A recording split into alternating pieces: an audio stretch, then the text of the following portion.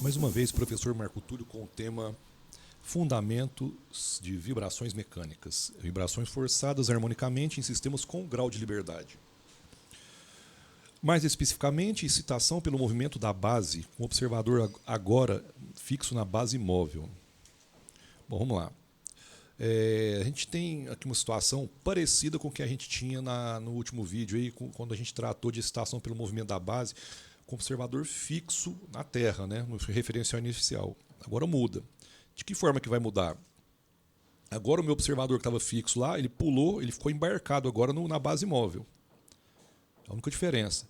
Então, em consequência disso, além das variáveis que eu já tinha, x para governar o movimento da massa e y para governar o movimento da base, eu vou criar uma variável auxiliar aqui, que é a diferença de x com y. A gente já tinha assumido lá que o x era maior que y, e que o z agora a gente redefine como uma variável sendo a diferença de x com y.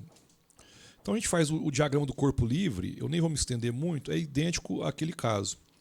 Tem a força-peso, a força elástica, que é proveniente da rigidez, produto da rigidez com a diferença dos deslocamentos, e a força de amortecimento, a diferença das velocidades vezes da constante de amortecimento. Então a gente aplica a segunda lei com orientação positiva para cima, como está aqui apontado. Então essa equação é exatamente a mesma que aquela que nós vimos lá atrás, exatamente a mesma, no caso da base do observador fixo na Terra. Só que a gente vai lançar a mão do artifício matemático que somar e diminuir pela mesma coisa em um dos membros. A gente fez aqui para ter facilidades matemáticas, né? A gente soma e diminui de my dois pontos. Então não altera nada, só que a gente reagrupa, a gente fica com essa configuração. Então fica fácil usar essa definição por completo, ó, que a gente fez de x menos y. Então vai substituir o z e suas derivadas aqui nessa equação, a gente chega nessa cara, que é igual menos my dois pontos. Né? Percebam, isso aqui também tem unidade de força, massa vezes aceleração, né? Então a minha força de excitação está aqui implícita. Só que eu assumo, da mesma forma que eu fiz lá, que o movimento da base é governado por essa expressão. Então, se eu derivo, eu alcanço essa expressão. E se eu derivo mais uma vez, porque eu preciso da aceleração aqui, eu substituo ali e vou culminar na minha equação do movimento. Então, olha só, analogamente ao que eu tinha lá atrás, ao invés de ser x dois pontos, aqui é z dois pontos e para o restante. Né? E a força de excitação está aqui. Esse fator que multiplica o seno vai ser a magnitude do meu F0. Para que eu estou fazendo isso? Para sempre utilizar a expressão mãe, sempre. Então, se eu substituo isso na expressão mãe, eu já substituí o Z aqui, e eu substituo também essa magnitude aqui do F0, e faço as manobras, esse K eu substituo por m ômega n ao quadrado, que sai da definição de frequência natural. Né? Ômega n ao quadrado é igual a K sobre m. E eu vejo que vai aparecer o inverso, assim como aconteceu lá no caso do desbalanceamento rotativo, vai aparecer o inverso de r ao quadrado aqui. Ó. Então eu jogo para lá, de forma que o fator de amplificação obtido devido a essa razão de deslocamentos é idêntica à expressão que nós deduzimos lá no caso do desbalanceamento rotativo. Certo?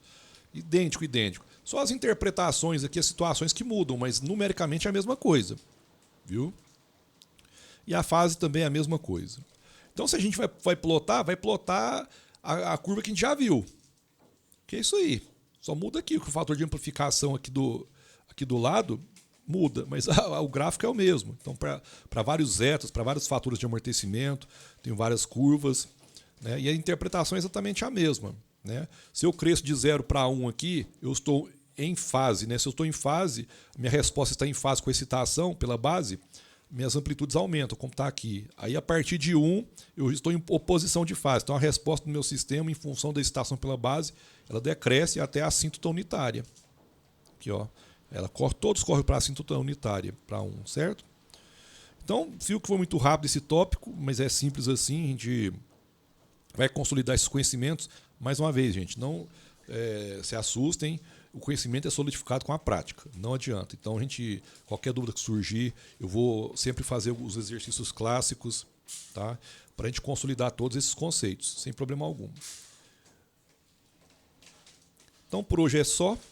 Espero que tenham gostado. Compartilhe esse material aí, divida com seus colegas. Inscrevam-se lá no canal. Ajuda a gente a ajudar vocês, né? Porque o intuito desse projeto aqui é popularizar a mecânica aplicada, né? Nesse caso aqui a gente está tratando de vibrações, mas é a mecânica aplicada que a gente quer potencializar, certo?